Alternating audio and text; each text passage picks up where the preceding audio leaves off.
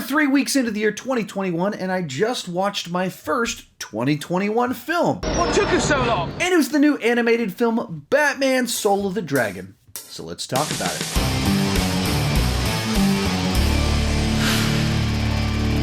Batman Soul of the Dragon is a Batman story set in the 1970s where he teams up with Lady Shiva, Richard Dragon, and Bronze Tiger, and it tries to match the aesthetic of like 1970s martial arts films as well as exploitation films of that time, all making for a very unique Batman story. But before I give you my take on it, go ahead and join me down below in the comment section. Let me know if you have seen this one and what you thought about it.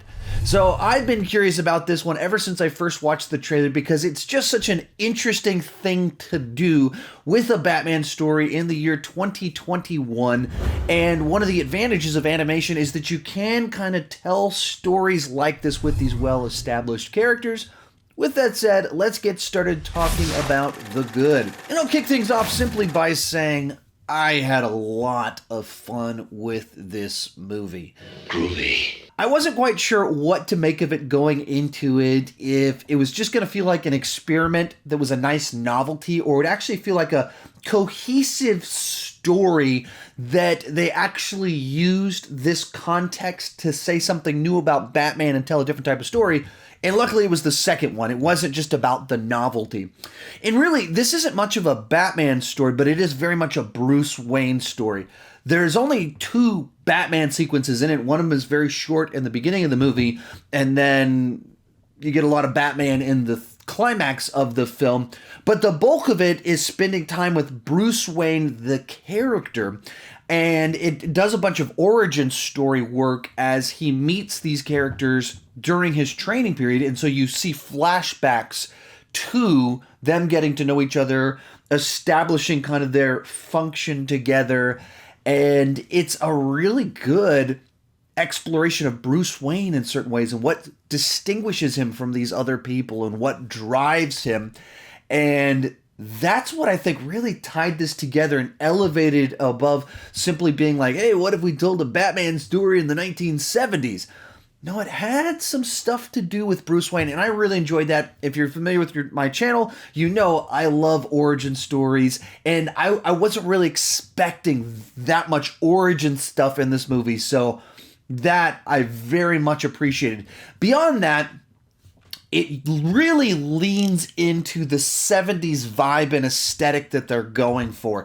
It kicks off with a sequence that feels like pulled straight out of a James Bond movie, except the Bond character being played by a Bruce Lee-esque actor, and it works really nicely, and then it kind of goes into its story.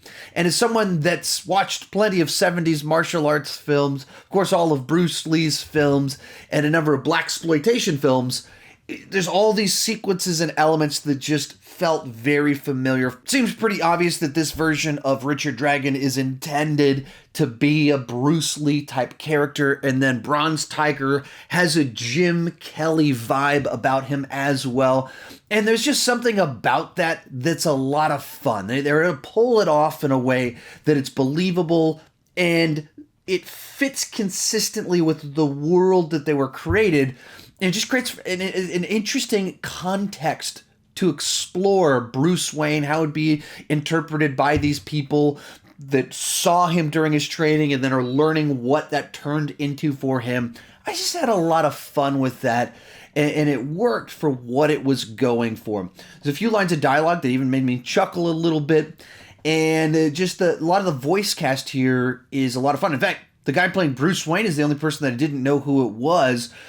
Richard Dragon is played by Mark Dacascos. You might know him from being one of the main villains in John Wick 3, but I remember him from all these 90s martial arts films that were actually really good for what they were. Kelly Wu plays Lady Shiva, and then Michael Jai White returns as Bronze Tiger. He actually played him live action in the Arrowverse, and so pretty cool that he's continuing down that path. So all in all, really delivered on the experience that I wanted and actually exceeded my expectations, because I was thinking it was going to be too gimmicky, but they really kind of found a way to tell a legitimate Batman Bruce Wayne story through this package. Cool. From there, let's move on to the bad. And for me, this movie worked best when it was mimicking the style of those 70s martial arts and exploitation films.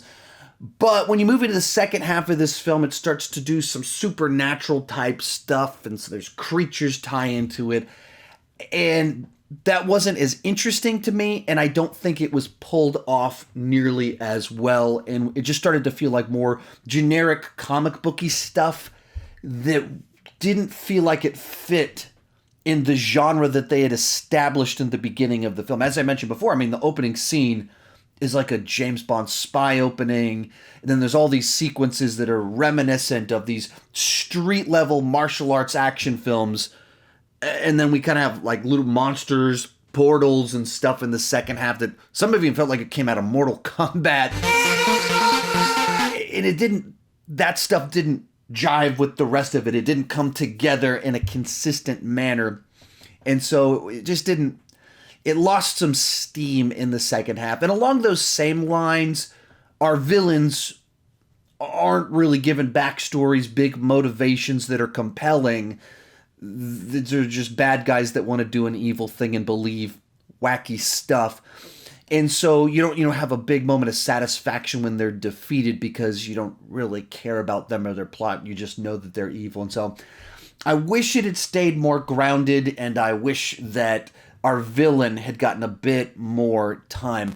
Real quick before I give you my final thoughts on this one, be sure to let me know what you thought down below in the comment section. Also, if you enjoyed this video, I have covered the DC animated movies a number of times before, including a ranking of the continuity that ran from Justice League Flashpoint Paradox until Justice League Dark Apocalypse War. You can check out that right up here once this video is over. Honestly, as I was watching this movie, I was writing some notes down, and around the halfway point, I wrote, this movie might be as good as this concept can be in light of the budget and time constraints of these animated movies. And that was true for the first half of the film. I thought it was that good that I was having a tough time imagining how it could have been better. But then as it moved into the second half, where the villain becomes more clear and it starts doing more of the supernatural stuff, it definitely knocked it back a little bit to me. We were on the verge of greatness. We were this close. There was like still a nice time, a nice change of pace. I just wish they'd found a villain in a second half that was as strong as the first half.